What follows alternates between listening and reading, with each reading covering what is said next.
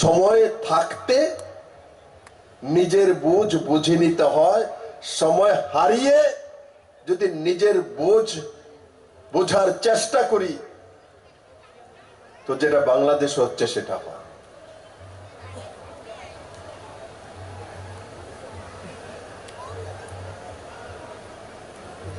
এখন আমি বলি এই মেলার কি দরকার আছে? কেন রাম মন্দির নির্মাণ হলো? কেন উত্তরায়ণকে আমরা মানি? কি শুধু ত্রিপুরাতেই মানা হয় আজকের দিনটা? নানা মত, নানা পরিধান, নানা ভাষা, এই ভারত আর তার মধ্যে মিলন মহান এই মহান দেশ। আমাদের এখানে আমরা পৌষ সংক্রান্তি বলি, পিঠা পুলি খাই, উত্তরায়ণ হয়, নতুন ফসল আসে, আনন্দে মাতোয়ারিয়া হই। আমাদের পার্শ্ববর্তী রাজ্য আসামে বিহু, এখানে আমাদের জনজাতির মধ্যে বিশু,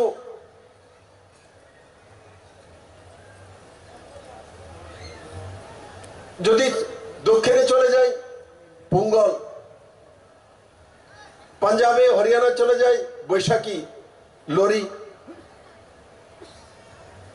তার মানে ভারতবর্ষের প্রত্যেকটা প্রান্তে উত্তরায়ণের সময় নতুন ফসল আসার পর সেই দিনটাকে সংক্রান্তি হিসাবে জম্মু কাশ্মীর থেকে তামিলনাড়ু আর গুজরাট থেকে মণিপুর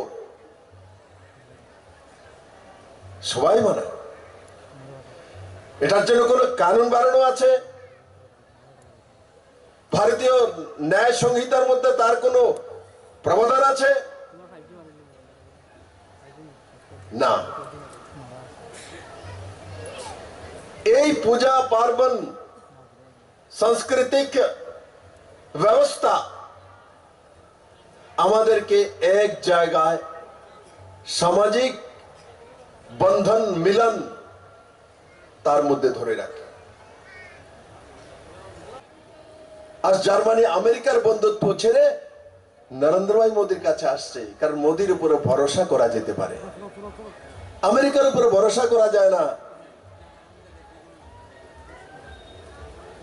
আজ আমেরিকা তেলের জন্য, বললাম না স্বার্থের জন্য দুনিয়ার সবচেয়ে তেল উৎপাদনকারী দেশ ভেনেজুয়েলা তাকে নিয়ে নিয়েছে জোরপূর্বক। এখন বলছে যে আমি গ্রিনল্যান্ড নিয়ে নেব, মানে ইউরোপে ঢুকবে।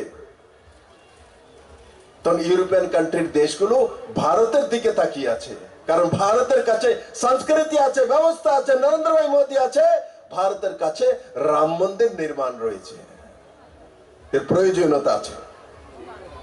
এগুলি আমাদেরকে শক্তিশালী তৈরি করে, এগুলি আমাদেরকে একত্রিত করে।